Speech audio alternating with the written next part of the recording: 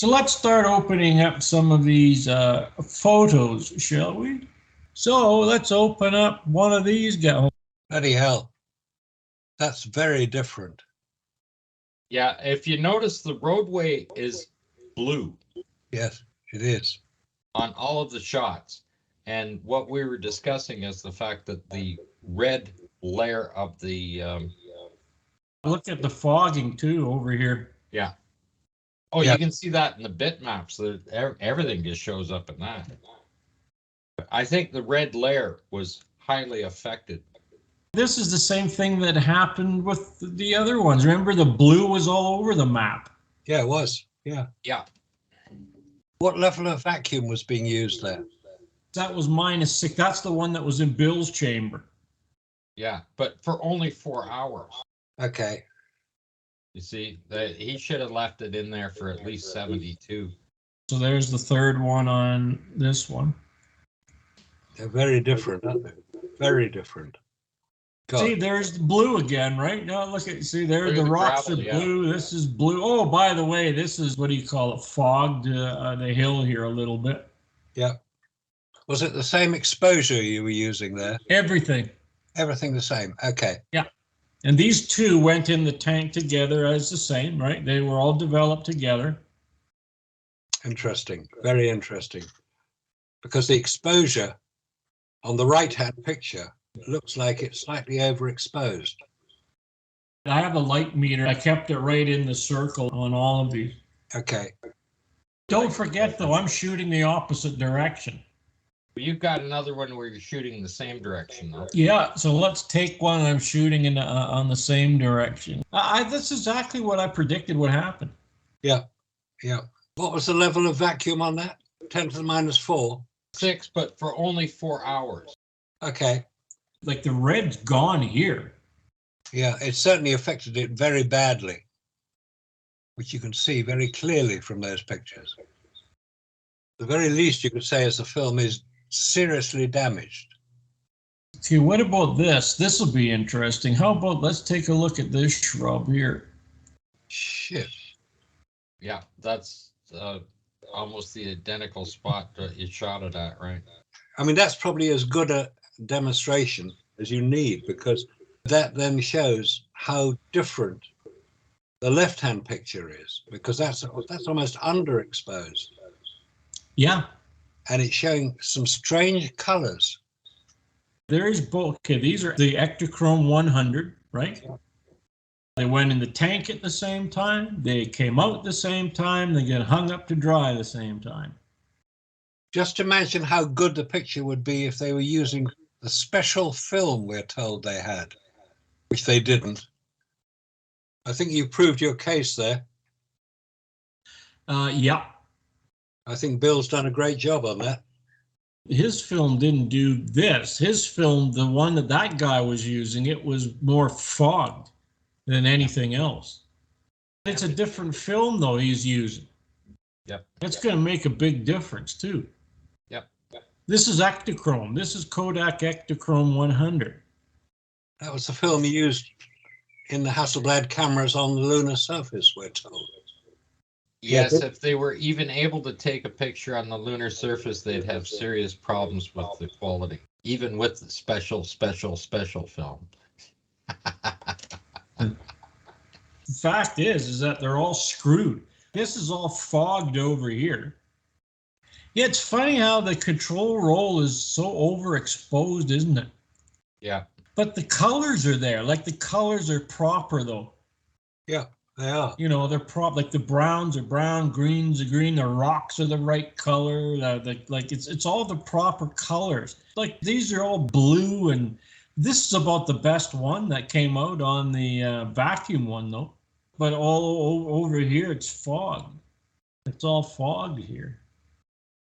Well, that's what you would expect to see on a film taken into a vacuum.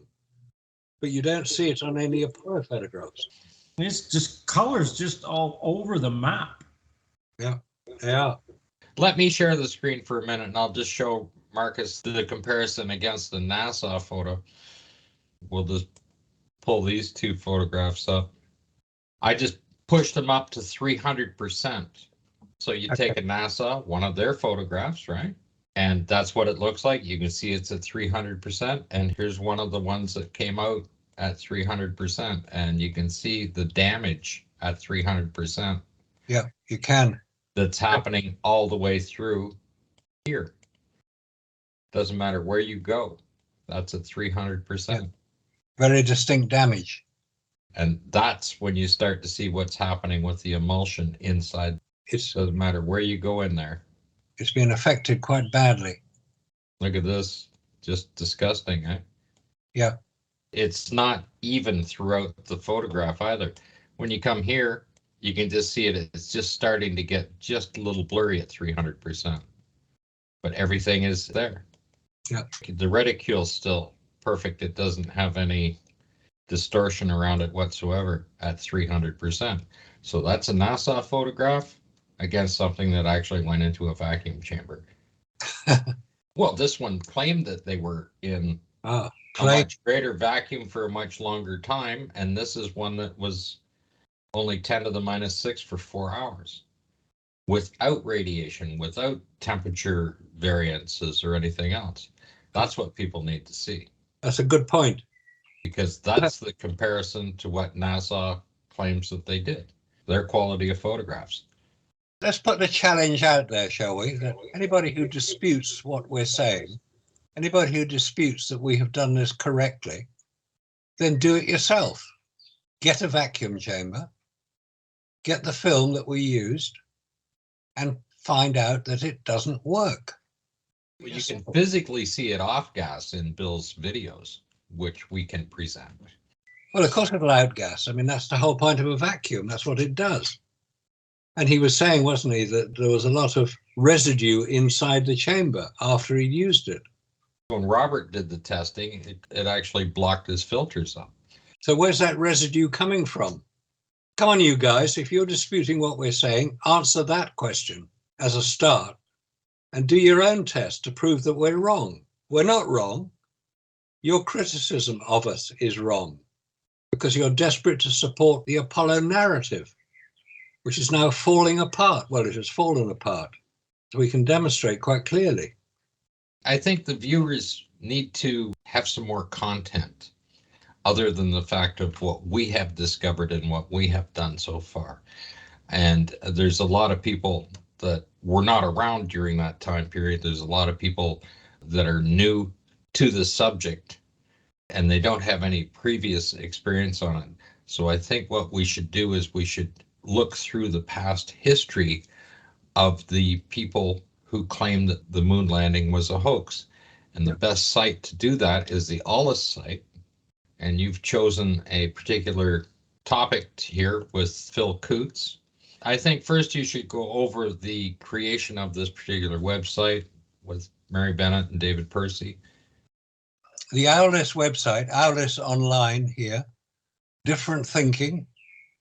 And there are subjects covered there, the Apollo moon, space flight, and then news and the other various subjects.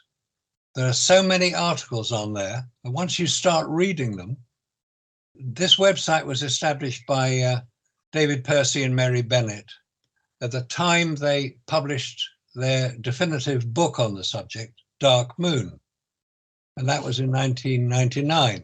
They followed it up with their film, What Happened on the Moon, which is basically a long-term interview about the subjects covered in Dark Moon. It was conducted in the form of an investigation, and it's quite a lengthy film, but it's worth following through because it gives you some of the very best information about the Apollo hoax. Now, when David Percy set this up, he's a photographer and a filmmaker himself, so he knows about cameras, he knows about film, he knows what they can and cannot record. Mary Bennett is a very good writer, and she did the editing and writing of the book, Dark Moon. Though it was published nearly 25 years ago, it is the definitive book on the subject. You need to read that book in conjunction with the Aulis website, this website, because following the publication of the book, a lot of people contacted David through the website and said, look, there's information here which I think you might be interested in. And that's where the website started. He published the articles that people sent in. They come from all over the world, these articles, from Russia, from New Zealand, from Australia, from America. They're people who've started to examine the Apollo record in detail. And that's really only been possible since the advent of the internet in its present form, where you can get high definition images downloaded in a matter of seconds. Prior to the mid-90s, that wasn't possible. And prior to the mid-1990s, NASA had not published their full catalogue of photographs. So nobody could actually examine them. The first time anybody could really examine all the Apollo photographs was following NASA's decision to put them all online. People then started to examine them and wrote articles, examinations, and David was able to publish the good ones. They're all edited very well. Mary Bennett is a very good writer, and she helps with the editing of the articles. And there are so many of them, it'll probably take you several weeks to go through the full list, let alone the photo analysis conducted by Jack White, who is a professional photo analyst. He's recently died, but his work lives on the Aulis website. There's a special section for the Jack White analysis. Here we go. Jack White's Apollo studies. That's something to look at, because Jack has identified many quite serious anomalies in the photographs. And because he knows what he's looking for, he can identify them in the photographs that NASA has put online. And just as an aside, I was being interviewed on Coast to Coast AM about 25 years ago. Jack was obviously listening to the discussion on Coast to Coast and contacted me and said, I've got some information that might be of interest to you. And he sent me a few photographs that he had examined. And I said, that is fantastic work. I passed them on to David Percy. David and Jack got in touch, and that's where Jack's lifetime's work into Apollo is now available on the Aulis website. Certainly worth looking at, because he's identified many problems with the photographs. And we'll come to it in a bit, what those problems are likely to have been. Some of Jack's work is definitely worth looking into. Now, the other point you mentioned earlier, one of the authors on the website is Phil Coots, who lives in New Zealand. And he has examined it from a scientific point of view. He's examined the Apollo record from a scientific point of view. And he's published, there are 5 articles on the website from Phil Coots. This is just one of them, Apollo through the prism of critical thinking. And that is an important point. You have to apply critical thinking to this, analytical thinking. If this happened, how did that happen? If that happened, why did that happen? If something is not right, it doesn't make logical sense, then one can question it. And that's all that Phil Coots, Jack White, and all the other authors on the website have done. Jarrah White being another one who's contributing his own personal articles. He's got 6 so far. Jarrah is one of the major proponents of the Apollo hoax and has published a lot of information, a lot of YouTube films about it on his own website, and he's now contributing to the Aulis website as well.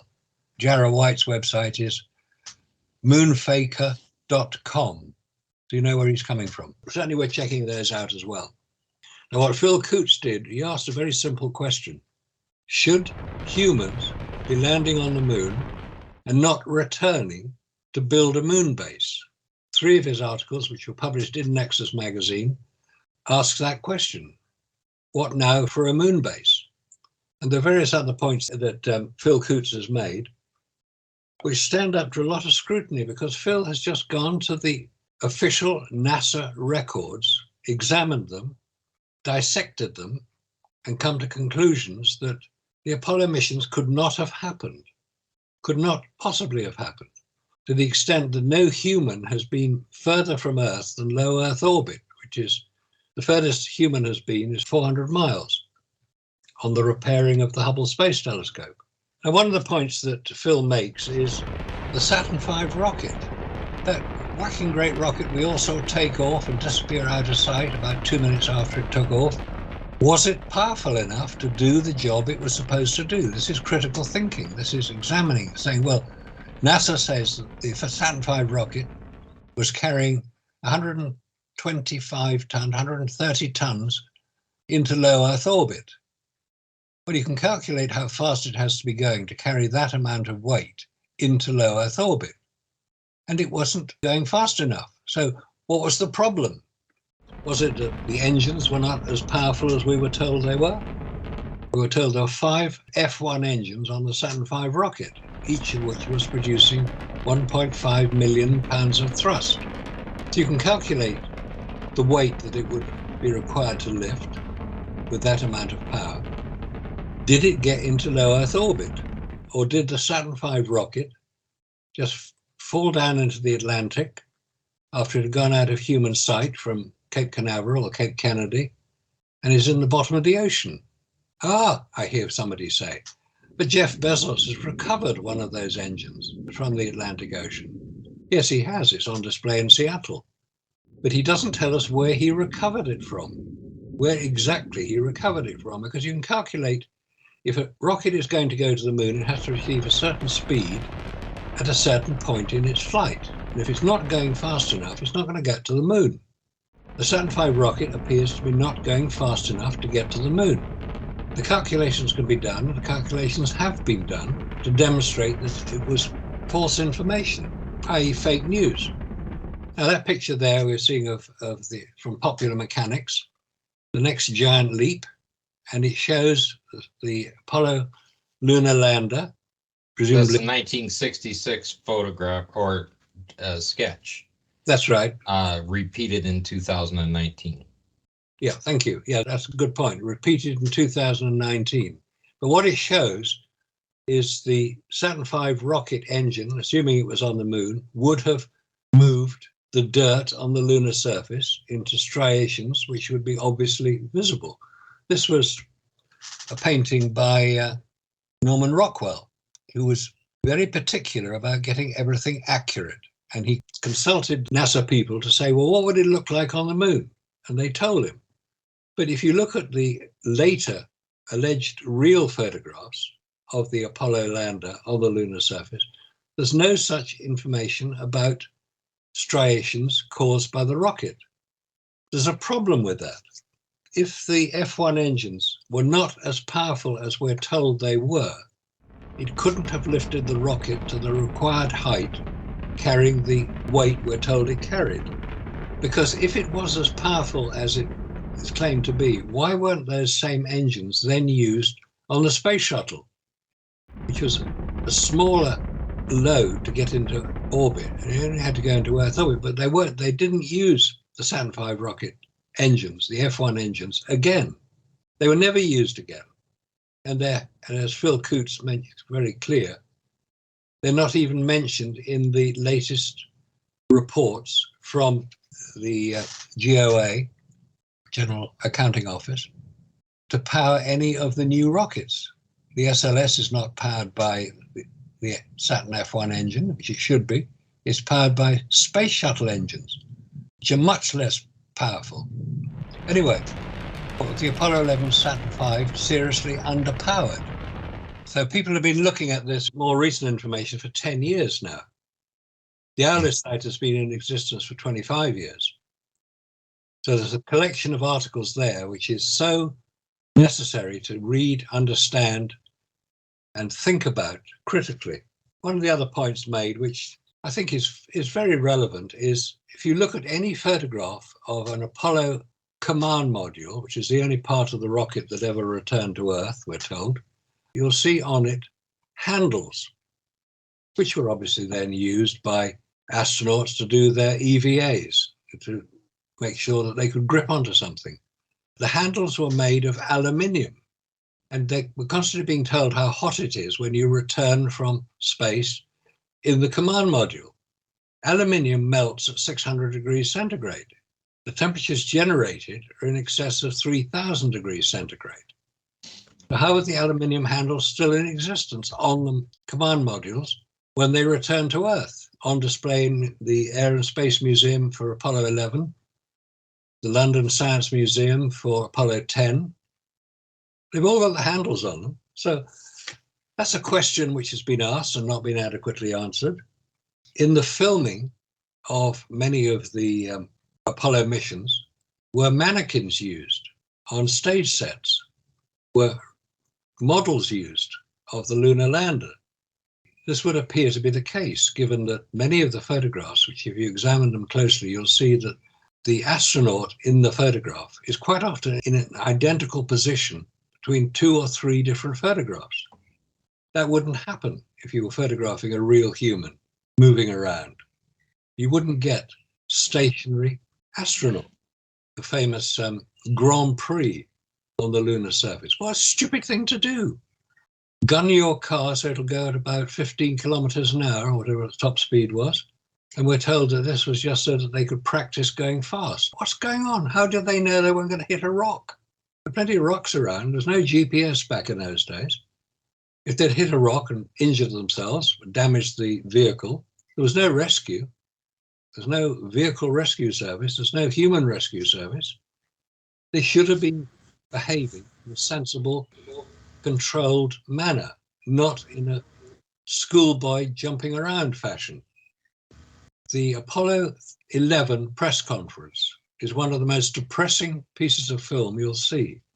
These are 3 men, Armstrong, Aldrin, and Collins, who had allegedly, or 2 of them had allegedly walked on the lunar surface. They looked like they were scared of something. They looked like they were under a lot of pressure. They weren't answering questions particularly well. But when they were asked if they could see stars from the lunar surface by Patrick Moore, a UK-based astronomer who's now died, but he asked the question that everybody remembers, could you see stars through the solar corona? And they said, no, you couldn't. Why not? Of course you could see stars anywhere.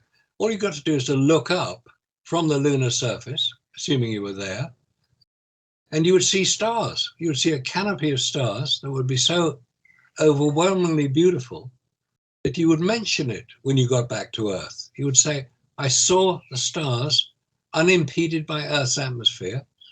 It was like a canopy of stars, a canopy of light in the sky above us. But they didn't talk about it. They didn't mention it.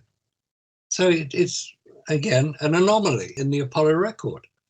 Well, they were so depressed that's why in Apollo 12 they had to put the EO on the cue card, enthusiastic observations. I like that, yes, they Right? did. Also on Apollo 16, when you were mentioning the Grand Prix, that is in the cue cards as well. The camera positions in the cue cards, and it shows them how to go around the little craters is already diagrammed there. I don't know how they knew they were going to land so that those craters would be in those positions. Yeah, especially from the viewpoint of the camera. I mean, it's so well staged and rehearsed and everything else. But when you look at the cue cards, how do you know what the material, what the different rock formations are on something that's about the size of a football, and you crack it open and you're going to say what rock formation is in there and what kind of minerals are in that rock? And that's all described in the cue cards. And I don't know of anybody that knows what the mineral content is of a rock before you split it open, if you've never seen it before. Right? And it certainly isn't a large enough rock that they could have viewed by any of their claimed remote or camera or tracking or anything else. But the Grand Prix itself, those little craters that they go around, loop back and forth, and the camera position, and so you take the camera position, the sequence of 4 little craters in relationship to the LEM where it's sitting is all in the cue cards. That's impossible to land in that spot, number one. You only have to be 1/10 of a second off at launch, and you're not going to be anywhere near it. Exactly. An excellent point. That's what they rehearsed with. Yes. I mean, that's basically what the cue cards were. They were a mobile script for what they for them to practice with. And then to repeat that exactly in a remote location is absolutely impossible. Yeah. But that's exactly what they did. This is the point about critical thinking. It's necessary to ask these questions. They're quite legitimate questions. There's nothing conspiratorial about it. It's using the basic information that NASA have provided to the world by posting it all on their website and asking questions about it. How did they know that the craters were there? How did they know where the camera position should be in relation to the LEM? Right, you can work that out, but you don't know what the ground is going to be like because the photographs you're working from are nowhere near as detailed as you would need to be able to provide that information on the cue cards. It's just a straightforward question. And not to mention the fact that they've got 3 camera positions. One guy's on the rover, so that means that one guy is operating 3 different cameras at the same time. TV cameras, plus taking photographs at the same time. It's wonderful, isn't it? Yeah. Definitely got the right stuff. What people really need to understand fully is the fact that the Aulis site has been there for what? Going on 30 years now, right? Yeah. 25, 30 years. And there are just literally hundreds of articles. There's links to every resource that you could possibly think about within that. The publications, the book publications, the movie publications. David has been very, very careful as to only use accredited people that he researches himself to. He's not going to publish anything that does not have any credibility or is somebody that has absolutely no what we're saying, with the exception of myself. He allowed me to publish a couple of photographs, right? I can't put a PhD behind the thing. I just simply see what's there. If it's a wet flag, it's a wet flag. You know, if Buzz Aldrin's, up against the door frame when there's supposed to be a console there, just little things like that. If there's a beer can in the way or a car laying on the ground that they just shotcreted over, those things are there. If people want to look further at the photographs, I mean, Jack White, when you consider the fact that the time he was working at, the incredible amount of time it would take to even access the photographs and download them. Yeah. Even when I started, it took a long time to download each photograph. It's not like you just snap your finger and they come down like they are today. You could download an entire magazine in the same time it would take me to bring 2 or 3 down, right? Jack was taking even longer than that. He was working on probably a 600 by 800 CRT monitor, and the software wasn't as capable as we have today to work with. And he still came up with all of those findings, which is absolutely incredible. I mean, that's real study. Yeah, it is. He's done remarkable work, and nobody, to my knowledge, has disputed anything that Jack has said. And he's published about 200 images. They're all on the Aulis website. The work that Jack White did, there's one photo that he had a look at, and it was the one with the astronaut with the 16 millimeter cine camera in the visor. Yeah. And when you look at the one on Aulis and you look at the one that we did about 4 years ago, and then you look at the one that they're showing now on March to the Moon, that cine camera's lens is gone. They've been tampering with that because on Jack White's, on Aulis, you can see the actual lens and you can see the focus ring and you can see the aperture ring on there. You cannot see that in ours, or you can't find it any longer on March to the Moon or the Apollo Lunar Surface Journal. I had a look and it's gone. So they've been tampering with it. Oh, they have. That's the same as you take a look at the wet flag when it's being posted now, right? They just made it really dark blue in some of them. Yeah. When they advertise it, or actually they put it into, say, Photoshop and they turn it into a painting instead, right? Now, Phil Coots, one should explain, is a pseudonym.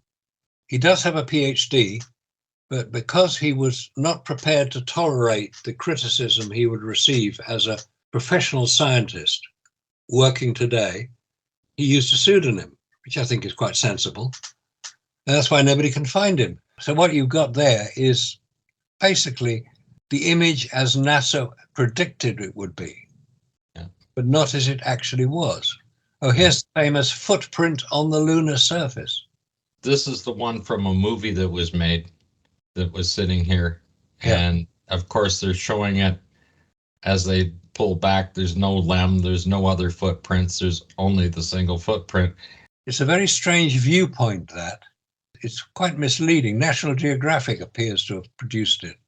This was Back to the Moon 2019, broadcast in New Zealand. Here's Phil talking about the historical aspects and parallels, right? Apollo is generally recognized as a unique achievement, a major advance in the realm of research and development in multiple areas over a relatively short time period, especially considering that in May 1961, when President Kennedy announced his goal of going to the moon, there was just one orbital flight completed by a Soviet cosmonaut, only one suborbital flight by an American astronaut. Nevertheless, in December 1968, NASA and the US government announced the first flight around the moon and safe return of the crew back to Earth, Apollo 8. Then, within the next 4 years, NASA had declared completion of 6 successful landings. Surprisingly, however, no progress in human space exploration beyond low Earth orbit over the following 50 years, as ECHO has evolved from this seemingly successful success. Why so? Here's this little line here. Metal alloys, some of which have not yet been invented. And the next year, they're landing on the moon. I mean, in 1968, you haven't even developed the materials. Now, that comment was made by John Kennedy at Rice University in September 1962. The alloys not yet invented. Yeah, and that's in particular discussing back to the F1 engines again, the chamber nozzle. And that's the point that Randy Walsh has picked up on and examined very closely in his books, that the alloys appeared not to work, which was probably one of the difficulties experienced during Apollo 6, where there was the pogo effect, which was pre-ignition, in effect, in the combustion chamber. And a few months later, they were flying to the moon with Apollo 8. That obviously solved the problem, but they never told us how they solved it.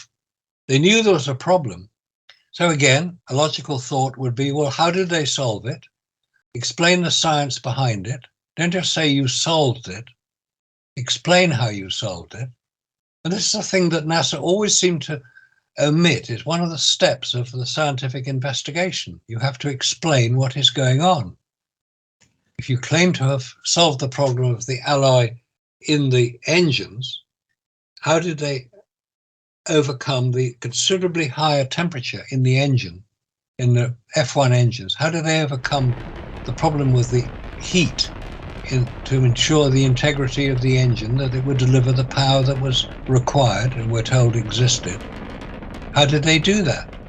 I think what people are going to find out when they start looking at the Aulis site and reading these articles is every time that they're reading through and these are questions on there, they're going to end up having even more questions.